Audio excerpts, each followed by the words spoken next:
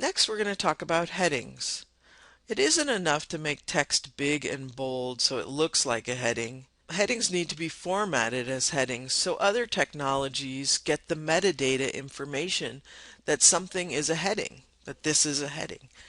If you don't format headings as headings, cell phones, tablets, and assistive technologies like screen reading software will present that information as ordinary paragraph text, running it together with the paragraph above and below it. To make something a heading, select the text that you want to make into a heading, go to the Home tab, and in the Styles group, choose the appropriate heading level. In this case, I would choose heading 1. In addition to formatting headings as headings, the headings need to be used in the correct order. Headings chunk out your content, making it easier for everyone to read the document. Headings are also a major way of navigating with a screen reader. Heading 1 is like the title of a book, and there is just one heading 1 per document. Heading 2s are like chapter titles. Heading 3s are subsections of those chapters, and so on. Heading order is also similar to an outline. It can be helpful to view the navigation pane while applying structure to a Word document, so you can see the headings in an outline style format to make sure you haven't skipped a heading level. So we would want to notice the accessibility checker does not say anything about our headings not being marked up as headings, because it doesn't know that these should be headings. It cannot ascertain that from this document. I'm going to close the accessibility checker for right now. So this is our heading 1. Then the next heading is always going to be a heading 2. And I can open up this Styles menu with this expandable arrow here. And I can see all of my headings. Right now I'll choose this heading 2. And the next heading underneath is making your Word documents accessible is accessibility checkers. And since this is a subheading of making your Word documents accessible, it would be a heading 3. So right now I have a heading 1, a heading 2, and a heading 3. Now you might think that this next heading would be a heading 4, but it's not, because if you look at the heading above it, accessibility checkers, images is not a subsection of accessibility checkers. So then you look at the next heading above that, making your Word documents accessible. It is a subsection of this heading 2, making your Word documents accessible. So images would be a heading 3 because it's a subsection under this heading 2. So similar to accessibility checkers, it's also a heading 3.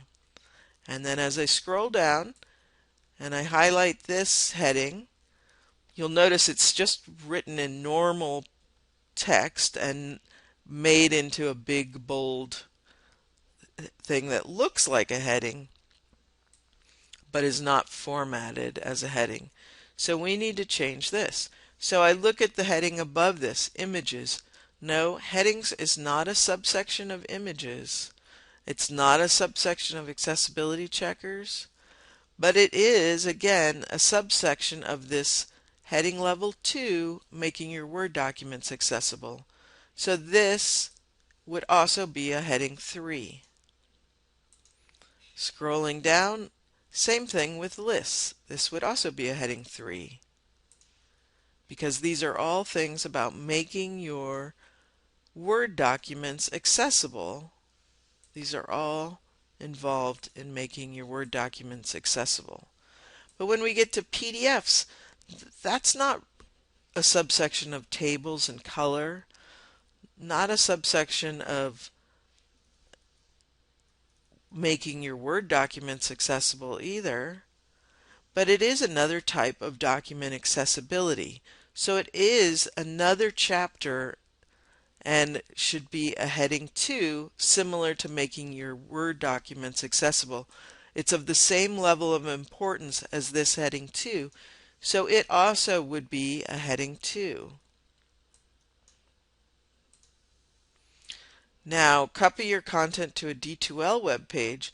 That's another type of document accessibility and not a subsection of PDFs. So that too is also a heading 2, as is making your PowerPoints accessible is a heading level 2. And if we look at this navigation pane, we can see it looks like an outline and it makes sense. Now, if we were to have gotten our headings out of order, say we made, say we skipped from heading 1 to a heading 3 and we made this heading 2, it was actually heading 3. Let's look at our accessibility panel. And you'll notice it does say we've skipped a heading level. So if I click on this, it will explain again why I should fix this and how to fix it. So this accessibility checker can't check everything, but it sure is helpful. I'm going to change that back to a heading level 2, and you'll notice it will disappear from the menu here. So I'll just go back to heading 2, and you see now it's no longer listed in the accessibility checker. Okay, again I'm going to close the navigation pane for now. Now that our document is formatted with headings, I want to show you a couple of cool things you can do because you've formatted your document correctly. One thing is I can change, if I don't like the styles that these headings are in, I can change the styles in one fell swoop. I can also change them individually. I could change the color of this to red, for example, and it would still stay marked up as a heading 1. But if I want to change everything at once, I can use this Change Styles button, click on it, go to Style Set, and then if I roll over these styles, you see on the screen being previewed the different looks that I can apply to my document in one easy click. You can also add a table of contents. If this was a long document, I would like to have a table of contents. So I'm going to insert a page break here, put my cursor up on this page, and then I'm going to go to the References menu and choose Table of Contents, and then I can choose which type of table of contents I want. I'm going to choose this Automatic Table 1, and then it just created a table of contents based on all of my headings. So here's the heading 1. You can see it kind of looks like the navigation menu. But a cool thing about this is I can just, you know how in a Word document you have to hit Control click to make a link work? Well, you can do the same thing with this table of contents. I can just Control click and jump right to that section of the document. Again, just like any other link, I would just put my cursor on that link and I'd go push down Control and click, and it will take me to that section of the document. So those are advantages above and beyond accessibility for using headings on your document.